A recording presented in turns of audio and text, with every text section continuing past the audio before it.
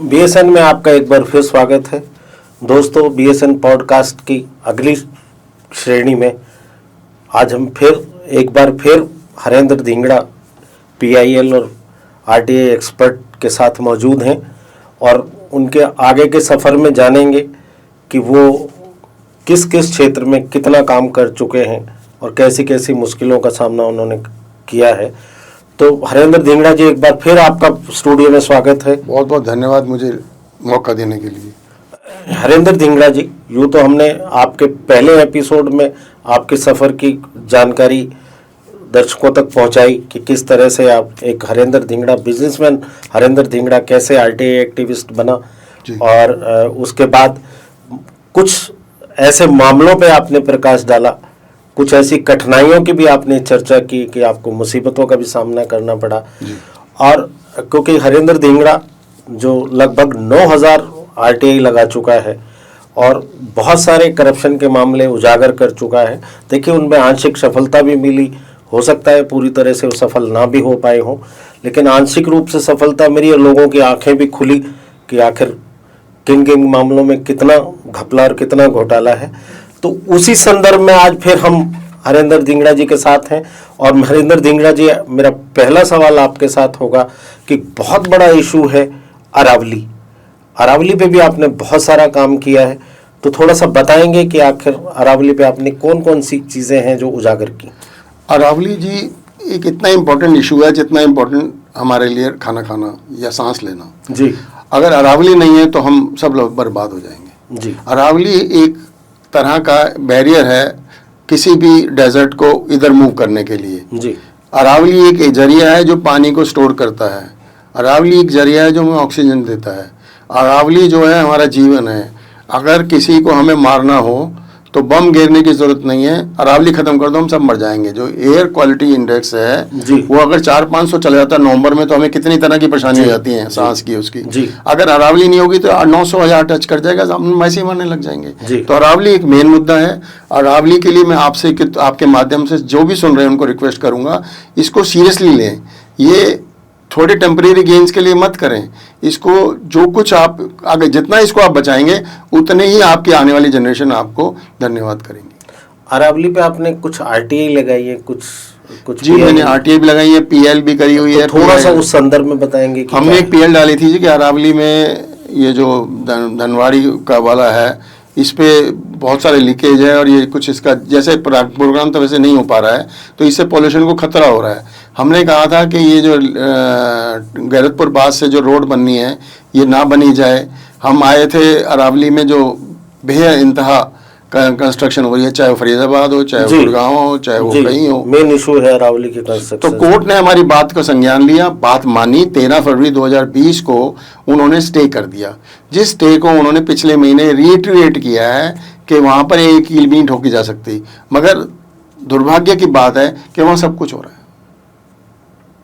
जी, तो आपका दावा है कि वहाँ सब कुछ हो रहा है जी। तो क्या सरकार आंखें मूंदे हुए या पर्यावरण विभाग इस पे कोई संज्ञान नहीं ले रहा? मुझे लग रहा है कि कहीं कोई ना कोई चूक है, कहीं ना कहीं तो कोई गलती है। तो कोई इसमें मेरे ख्याल से कई पॉलिटिशियन भी इन्वॉल्व हैं। जी जी, एक ने तो सीएलयू ले लिया है, नाम मैं नहीं लूंगा, लोग कहेंगे फिर आप उसके खिलाफ बोलते हैं। एक ने सीएलयू ले लिया, वो चुनाव जीतता है, पहली अफसरों की मीटिंग करता है, सबको धमकाता है कि अगर आप सुधर जाओ नहीं, उसके चंद दिनों बाद वो सीएलयू की एप्लीकेशन लगा देता है। जहाँ वो सीएलयू मांगता है वो 12 या 20 करोड़ एकड़ जमीन है, उसमें ना तो जी पानी का कनेक्शन है ना सीवर का कनेक्शन है। वो टिम्बर लेपर ट्रेल के लास्ट एंड पे जाके सड़क भी गलती से बढ़ा के उसको वो सड़क वाला किस्सा कैसे क्या बढ़ा के? ये इन्होंने कहा था जी गैरतपुर बास में सड़क बनाएंगे, 3.4 में MOEF में गए ये जी। जो गवर्नमेंट का नोटिफिकेशन है 7 मई 1992 का, वो कहता है कि आप इसमें सड़क बिना MOEF के परमिशन के नहीं ले सकते जी। इन्होंने परमिशन ली 3.4 की, बना दी 4.3। बोला ठेकेदार से गलती होगी, उसको मैं हाई कोर्ट के संज्ञान में लिया। हाई कोर्ट ने सरकार से जवाब मांगा है। सरकार, विश्वास कीजिए, लास्ट 5 पेशियों से जवाब नहीं दे रही है। 5 डेटें हो गई हैं, 2 साल हो गए हैं सरकार के। 22 नवंबर 2022 को मांगा था, 2.5 साल हो गए हैं, इस सड़क का जवाब नहीं दे पा रहे। सोना के रायसीना में भी बहुत बड़े बड़े रिजोर्ट और बहुत बड़े बड़े फार्म हाउस। और उसमें हर तरह के लोग हैं जी, अफसर भी हैं, कुछ पॉलिटिशियंस भी हैं, पॉलिटिशियनों के एक ओएसडी हैं एक्स, वो वहाँ हटे बना रहे हैं जी। हैरानी की बात है। और वो कहते हैं जी पैसा तो गुड़गांव में मैं कमाता नहीं हूँ, मैं बटोरता हूँ। अरे वो ये एटीट्यूड अगर अफसरों का, राजनीतिक लोगों का है तो कैसे बचेगी अरावली, बताइए। तो ये थोड़ी थोड़ी कार्रवाई तो चलती है कई बार। ये रेट बढ़ाने के लिए होती है जी। आप बताइए जो यहाँ आपके गुड़गांव में जो हो रहा है, इन गरीबों पे क्यों हो रहा है जी? मतलब आप आरएस बाट की बात? जी जी, मैं उन्हीं की बात कर रहा हूँ। नहीं, और भी दूसरे अमित भदौलिया भी हैं जी। वाई सिंगल अमाउंट, आरएस बाट ज्यादा स्टार बनते हैं, पल्ले कुछ है नहीं। जो वो कर रहे हैं गलत है, इलीगल है।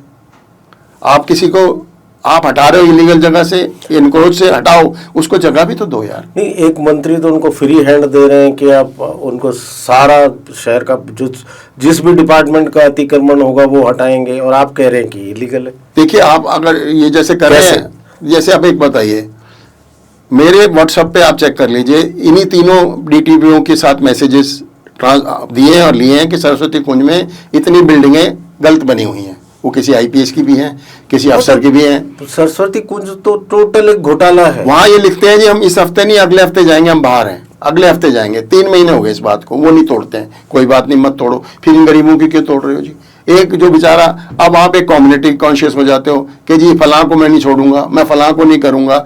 अरे आप लोग अफसर हो, आपके लिए सब बराबर हैं। आप राज धर्म जो अटल बिहारी वाजपेयी करते थे, वो राज धर्म नहीं तो नौकरी धर्म तो निभाओ कम से कम।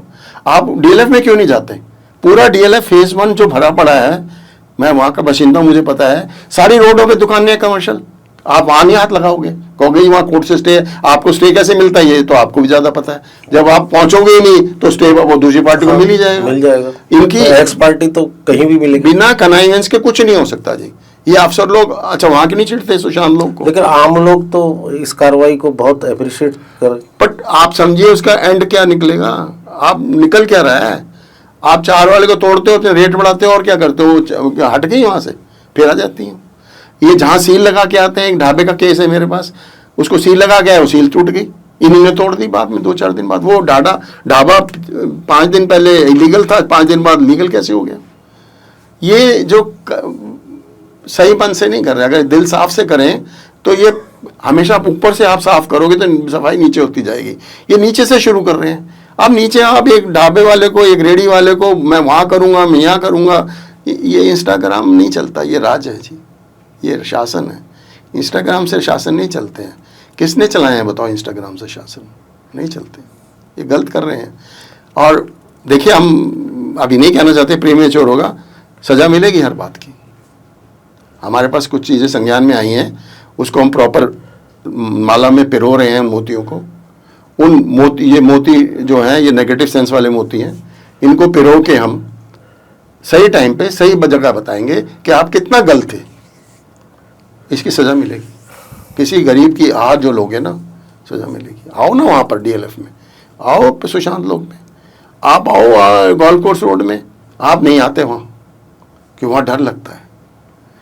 और बैठ के आप नोटिस इशू कर रहे हो एक दफ्तर से बैठ के, मैं बात की नहीं कर रहा, दूसरे डीटीपी की भी कह रहा हूँ, नोटिस इशू कर रहे हो, फॉलोअप क्या है?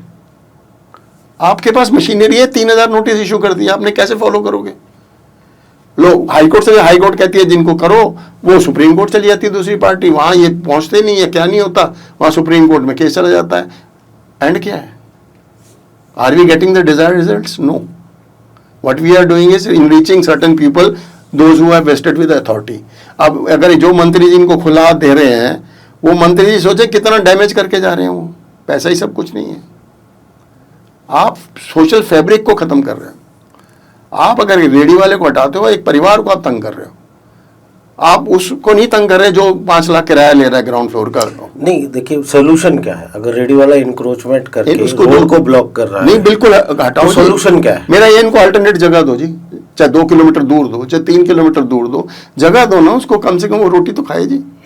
क्यों मार रहे हो किसी को? आप उधर आओ ना। जो मैं आपको एग्जांपल दूंगा, मैं 40 एग्जांपल अभी बैठे बैठे गिना सकता हूं, जिसमें 5-5, 6-6 लाख रुपए ग्राउंड फ्लोर का किराया है और वहां शोरूम और ऑफिसेस बने हुए। उनको क्यों नहीं बंद कर रहे आप? वो कैसे बन गए रेजिडेंशियल एरिया में? आप बताइए मुझे। नहीं, अधिकारी जब वो बनते हैं तब कहाँ होते हैं? सबसे बड़ा ये सबसे इंपॉर्टेंट इशू है। अब आज रायसीना पूरा जो बस, जिस हम वापस उस पर आता हूँ, रायसीना पूरा बस गया। आज वहाँ कम से कम नहीं तो 300 फार्म हाउसेज के, ज्यादा, इससे ज्यादा 300 फार्म हाउसेज के तो यूनियन है जी, वहाँ एसोसिएशन है जी जी जी, वेलफेयर एसोसिएशन है वहाँ, जो पैसे इकट्ठे करके वो बंदोबस्त करते हैं। बहुत सैकड़ों फार्म हाउस तो जो इस्टेब्लिशमेंट में है, जो रिकॉर्ड में है, और सैकड़ों ऐसे हैं जो रिकॉर्ड में नहीं है। अफसर लेते हैं, चार दीवारी कराने के पैसे ले लेते हैं। बड़ा अजीब सा माहौल बना हुआ है जी। अब हम अरावली को, जहाँ एक फार्म हाउस, हमारा हाई कोर्ट हमारे ऑर्डर में कहता है not a single construction will go on without the prior permission of the MOEF। एक में भी MOEF परमिशन नहीं है। MOEF कैसे दे देगा अरावली तोड़ने की परमिशन? कैसे आप ये कह रहे हैं जी, एक नेताजी कह रहे हैं हम जंगल सफारी बनाएंगे, कैसे बना लोगे आप? हाई कोर्ट बनाने देगा तब बनोगे ना, सुप्रीम कोर्ट बनाने देगा तब बनोगे ना, हम बनाने देंगे तब बनाओगे ना। ऐसे कैसे बना लोगे आप? पूरी अरावली सत्यानाश कर दोगे, जीवन हमारे साथ खिलवाड़ कर रहे हो, ये कौन सा तरीका है? जस्ट फॉर कमर्शियल यूज, क्योंकि आपका वहां पर रिजॉर्ट आ रहा है तो आप जो मर्जी कर लो, ऐसे नहीं होता। थोड़ा सा सोना रोड की भी बात कर लीजिए जी। सोना रोड में अब कन्वेंशन सेंटर है। अच्छा, उस पर भी काम किया? उस पर क्या है, PIL लगी हुई है जी, नोटिस हुआ, सरकार 3 बारी से जवाब नहीं दे पा रही, 4 बारी से। उस पर क्या इशू है? क्या इशू जी, वो जमीन उन्होंने दे दी उनकी आगे एक्वायर में, उन्होंने छुड़वा ली। कुछ जमीन उन्होंने पार्किंग के लिए दे दी जी। अब पार्किंग वाली जमीन वो 10 साल भूल गए, हुडा ने 4 दीवारी करी नहीं, अपनी ली नहीं। उसके बाद उन्होंने उस फिर दोबारा इशू कर लिया, बड़े बड़े नेताओं को बुला के उसको लेजिटिमेटाइज करने की कोशिश कर रहे हैं, पर हाई कोर्ट ने जवाब मांग लिया है, वो भी देर और सवेर जाएगी जी वहाँ से। तो आपका पूरा उसमें आपने देखा, आपने तो सारा काम किया है कि यहाँ सिर्फ घोटाला ही घोटाला है, यहाँ परतें खोलेंगी तो बहुत सारी चीज़ें ऐसी निकल के आएंगी जी। और क्योंकि हरेंद्र धिंगड़ा ने इस पर बहुत काम किया है जी। तो कोई आजकल करंट इशू में आप किस पे काम कर रहे हैं? करंट हमने ये मानेसर में लोग कहते हैं आपका क्या इंटरेस्ट है, मैं कोर्ट चला गया। सीनियर डिप्टी मेयर और डिप्टी मेयर के चुनाव नहीं हो रहे। क्यों नहीं हो रहे? पॉलिटिशियंस की रीजन से, ठीक है। लेकिन आपको हैरानगी होगी, रूल 71 कहता है कि ये जो सीनियर डिप्टी मेयर और डिप्टी मेयर 60 दिन में बनेगा, और ये बनेंगे, ये एक्स ऑफिशियो मेंबर होंगे फाइनेंस कमेटी और टेंडर कमेटी के। जब फाइनेंस कमेटी और टेंडर कमेटी नहीं होगी तो पैसा कहाँ से खर्च हो सकेगा, डेवलपमेंट कहाँ से होगी, स्टैंड स्टिल होगा। चुनाव ही नहीं होगा तो मैं कोर्ट चला गया, कोर्ट ने मेरी बात को ध्यान दिया। कोर्ट ने कहा इनके रिप्रेजेंटेशन डिसाइड करो, 3 मई हफ्ते में चुनाव करो, अगर नहीं करते तो 3 हफ्ते बाद आप हमारे पास वापस आ जाओ। मुझे कमिश्नर ने 16 तारीख को बुलाया 11 बजे, मैं अपनी बात पूरी कहूंगा। मेरी बात को मेयर ने भी दोहराया है कि यहाँ चुनाव कराए जाए। अब किसी के पास मेंबर पूरे नहीं हो रहे, किसी के पास कुछ नहीं, ये राजनीतिक बातें हमें आ रहा कोई मतलब नहीं है। We are non political person, हमें कोई लेना देना नहीं है, आपस में जो आपने करना है करो, लेकिन वहाँ चुनाव करके मेंबर बनाओ। या ऐसी प्रथा कर दो कि अगर सीनियर डिप्टी मेयर और डिप्टी मेयर नहीं है तो उसकी जगह कोई 2 आदमी मेंबर बना दो, ताकि वो काम तो रुके ना। ऑफिशियो हो तो हाँ, एक्स ऑफिशियो मेंबर है ये कमेटी के। हाँ, तो काम ना रुके, पर एक्ट कोई नहीं इम्प्लीमेंट कर रहे। यही नहीं, सब जगह ऐसा है जी। क्यों? ये हमने किया है। ये अब हम एक नई वो करने जा रहे हैं, IAS IPS अफसरों की हमने जो करी है, कुछ प्रॉपर्टी और वो ली है सारे, कुछों के ऐसी ऐसी चौंकाने वाली चीज़ें, वो सब हम कर रहे हैं इकट्ठा। Another 2-3 months maximum by Diwali Dussehra we should be in the court. तो हरेंद्र धिंगड़ा को डर नहीं लगता? अब डरना क्या है, अब तो बस 70 का हो जाऊंगा जी अगले साल। तो 70 के बाद डर खत्म हो जाता? नहीं, तो उसके बाद पता नहीं, हम तो इतनी जी लिए थोड़ा है जी, ये कम है जीना, और अर्थपूर्ण जिए जी। कहते हैं अभी तो याद करता नहीं कोई, बाद में मज़ारों पे लगेंगे मेले, तो जाने के बाद ही कदर होगी। तो आप शायरी भी कर लेते हैं? हाँ, शायरी आती है। तो फिर वज़ा फरमाए एक शेर। जी, मैं आपके बारे में कहना चाहता हूँ कि दूर नहीं, तस्दीक दूर नहीं, बहुत दूर नहीं, दिल के बहुत करीब हो, अगर कभी अंदर झांको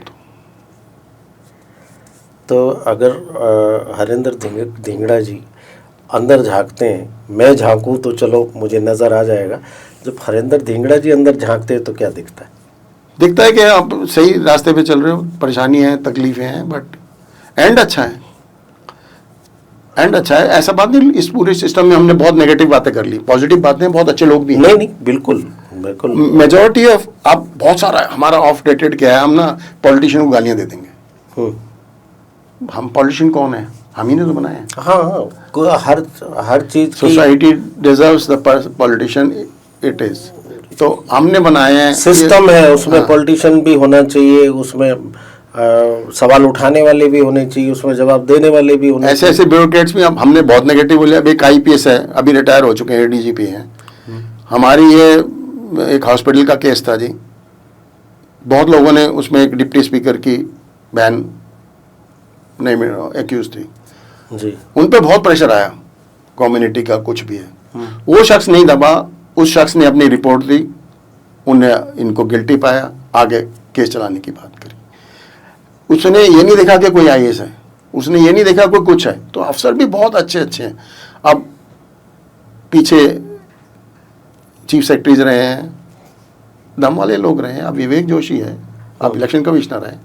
मैंने इनके साथ थोड़ा बहुत काम किया है, मैंने इनको पाया है कि बहुत ही सज्जन इंसान है और नेगेटिव साइड नहीं है, पॉजिटिव। बहुत लोग पॉजिटिव हैं। अब हम स्टेट इंफॉर्मेशन कमीशन में जितने पहले IAS आते थे, हमने उनके साथ बहुत काम किया, बहुत ज़्यादा काम किया है। मतलब वीकली पेश हो जाती थी। हमने देखा कि उन बिल्कुल साफ है, they want to do something good, कि अब वापस तो एकदम बैड पिक्चर पे पेंट करना भी ठीक नहीं है, रोजी पिक्चर भी है।